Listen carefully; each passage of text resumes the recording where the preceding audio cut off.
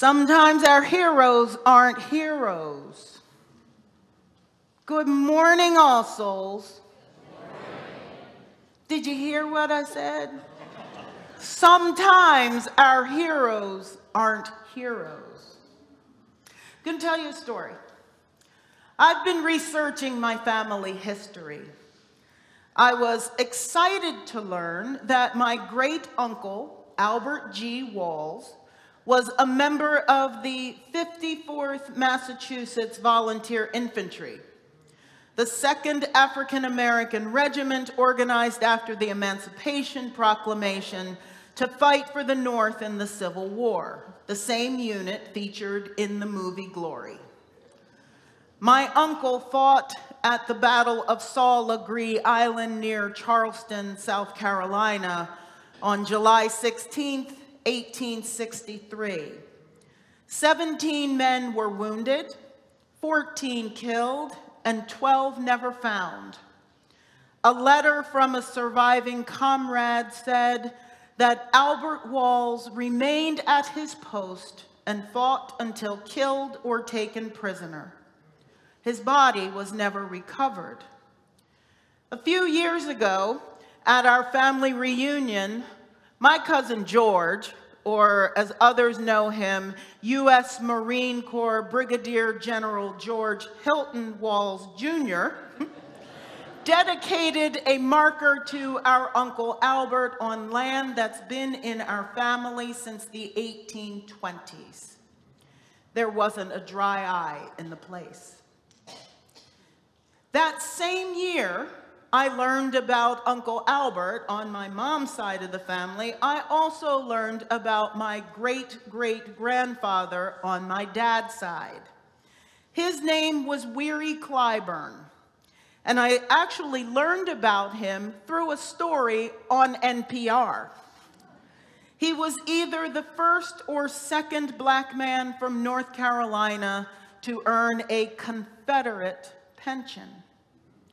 He spent time with the South Carolina 12th Volunteer Unit. His pension application says, at Hilton Head, while under fire of the enemy, he carried his master out of the field of fire on his shoulder, and that he performed personal service for Robert E. Lee. The story goes that he had been enslaved, he was enslaved, I know that, and ran away with his best friend, who was white and the son of his master. His daughter, my great-aunt Mary Clyburn Rice, then became a proud member of the United Daughters of the Confederacy. Not just any member, but what they call a real daughter of the Confederacy, meaning that she was the daughter of a soldier. Her daughters also joined the organization, and they are proud members to this day. Whew. This was a hard story for me to learn. I was excited about Uncle Albert, but I didn't quite know what to do with Grandpa Weary, especially after I learned that his connection with the Confederacy wasn't just a wartime thing. He had a Confederate uniform, which he often wore after the war, and he was buried in Confederate gray. At the 50th anniversary of the Battle of Gettysburg, he was known to have played his fiddle for the surviving members and assembled guests.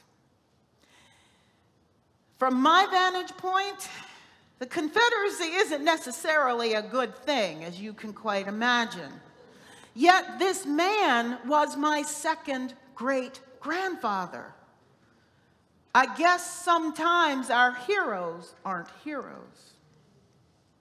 Now, maybe hearing of my family makes this feel a little bit too far removed for you. So let's bring it in just a little bit closer. Let's talk about the Reverend Samuel Atkins Elliott, who became the secretary of the American Unitarian Association in 1898.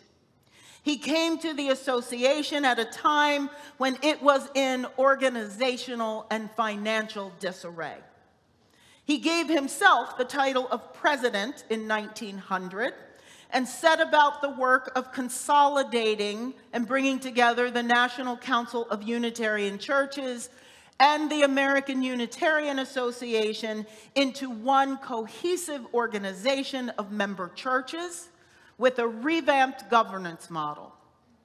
Cynthia Grant Tucker, an author, describes him as the consummate executive who put the loosely run movement on a sound financial footing.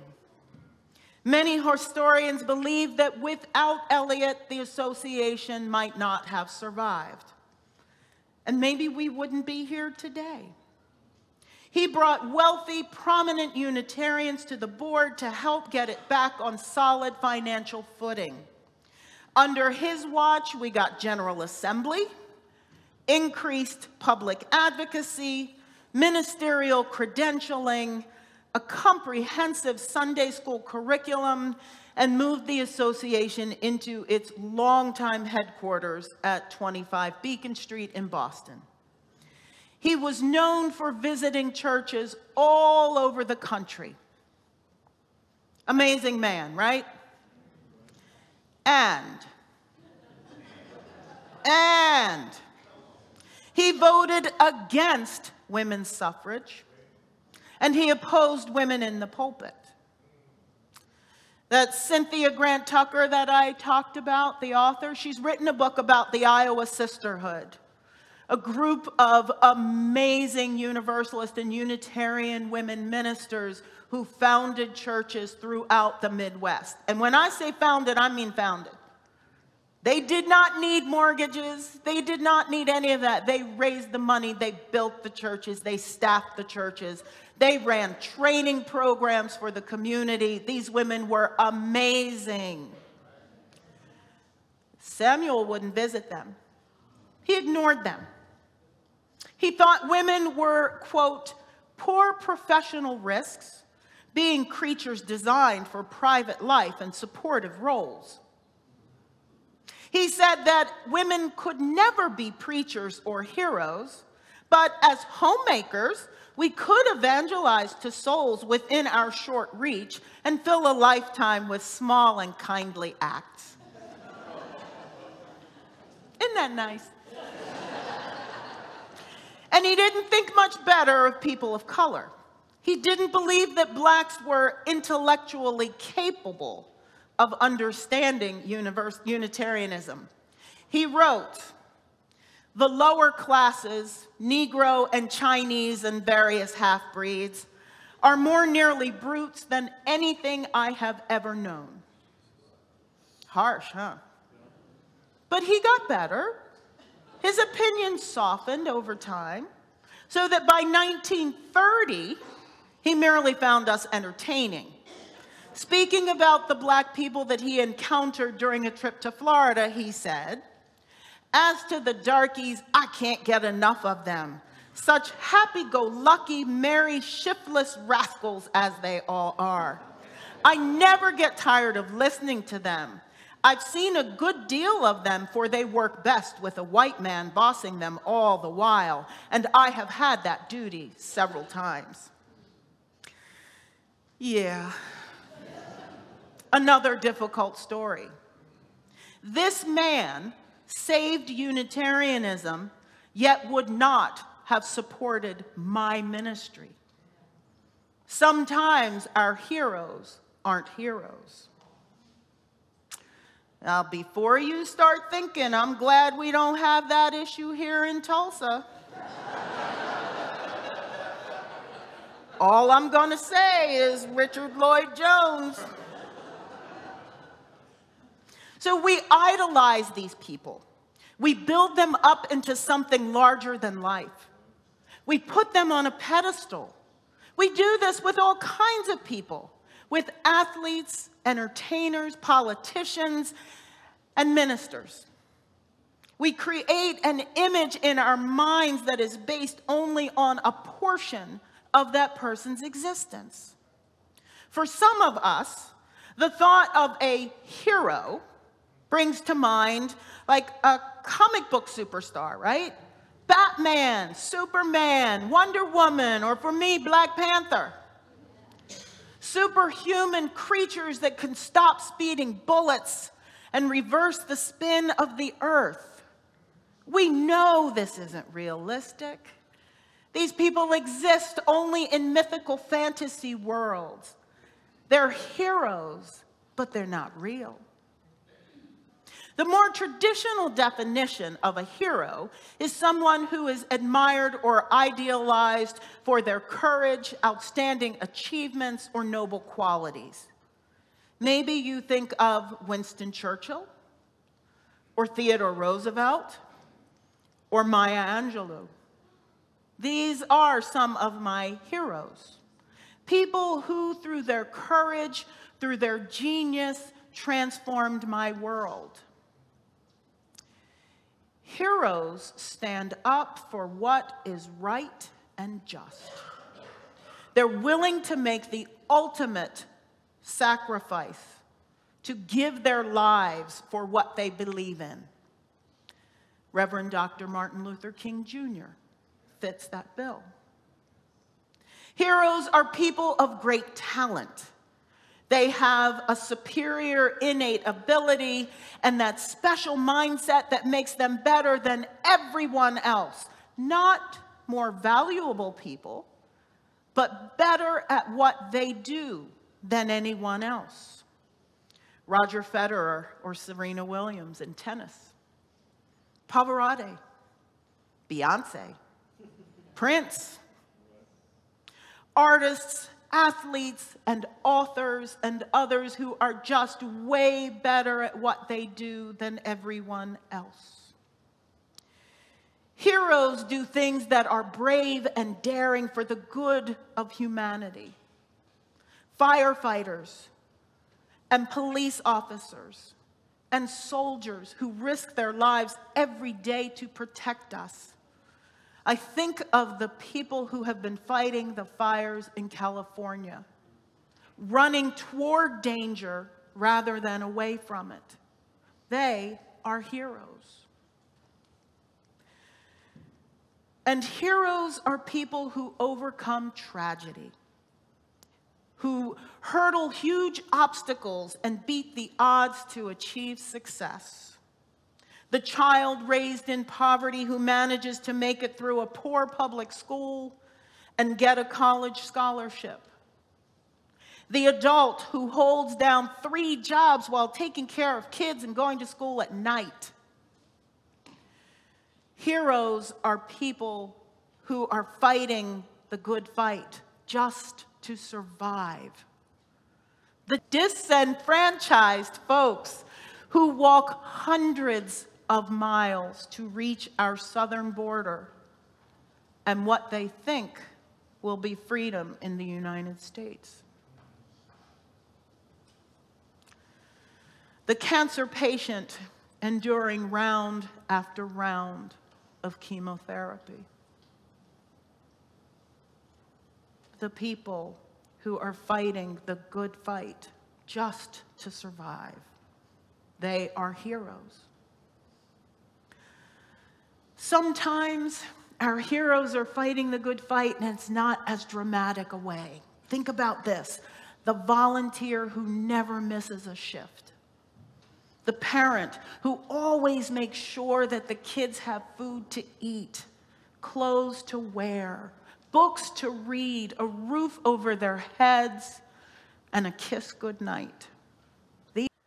My Uncle James died fighting for the freedom of my Grandpa Weary, the same man who was remarkably committed to the Confederacy that wanted to keep him enslaved. Thomas Jefferson was a so-called founding father of this country. He was so-called. He was also a slave owner who fathered children with a woman he had enslaved. Samuel Eliot was a brilliant organizer He was also a chauvinist and a blatant racist. Richard Lloyd Jones was the editor and publisher of the Tulsa Tribune, the son of Jenkins Lloyd Jones, co-founder of this very congregation. And yet, published in his paper that the KKK of Tulsa has promised to do things in the American way, who sensationalized the headline, "Nab Negro for attacking girl in an elevator," that led to one of the darkest moments in this city's history. Sometimes our heroes don't get it right. Sometimes our heroes can be selfish, cowardly, uninformed. Sometimes our heroes can be just plain wrong. No matter how strong, how brave, how talented, how daring, or how perfect we want them to be, sometimes our heroes aren't heroes. How on earth do we even deal with that? What do we do with these problematic heroes and forefathers and ancestors? We could ignore them. We could just pretend they didn't exist. We could erase them. But I don't think that makes sense. They did exist. And if they were part of our family, we wouldn't be here without them.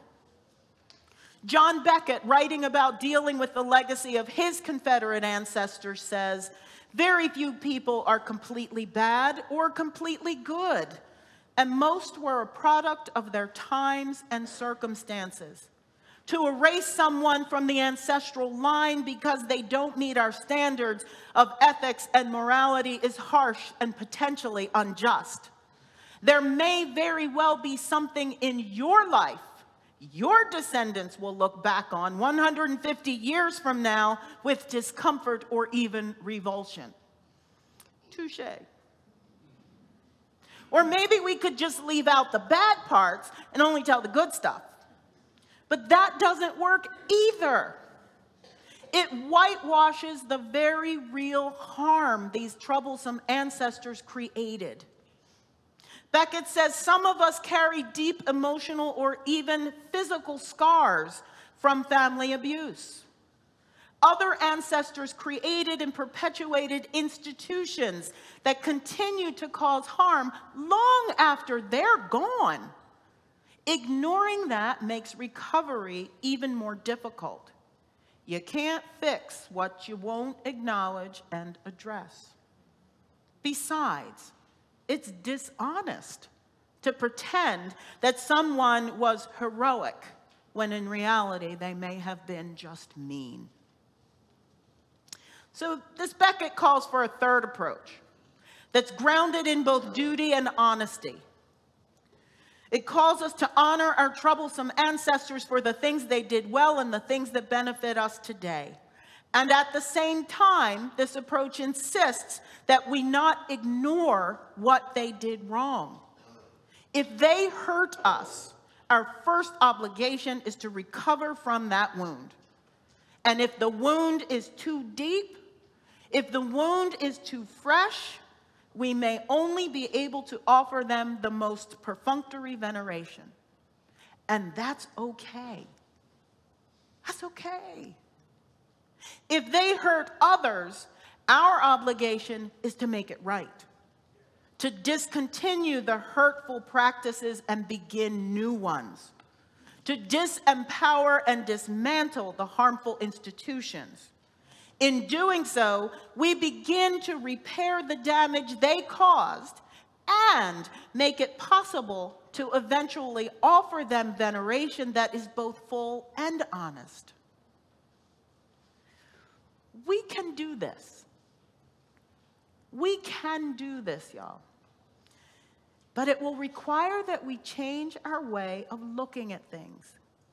We can't just see one side of our heroes. We need to stop looking at each other and at our history as either all good or all bad. We have to start seeing it in its glorious shades of complexity. Nigerian novelist Chimamanda Adichie writes that a single story perpetuated by those in power can become a dominant story. She urges us to seek a more varied, more complex set of stories. We need to start looking for and listening to those multiple stories if we ever hope to reach greater understanding of our history and our ancestors. Now, once we've done that, I say that so simply, right? But once we've done that, then we can do the stuff that Beckett talks about. Then we can truly honor the parts of them that were indeed good and heroic. We can accept the parts that weren't so good, and we can work on repairing the damage they did to us and to the larger community.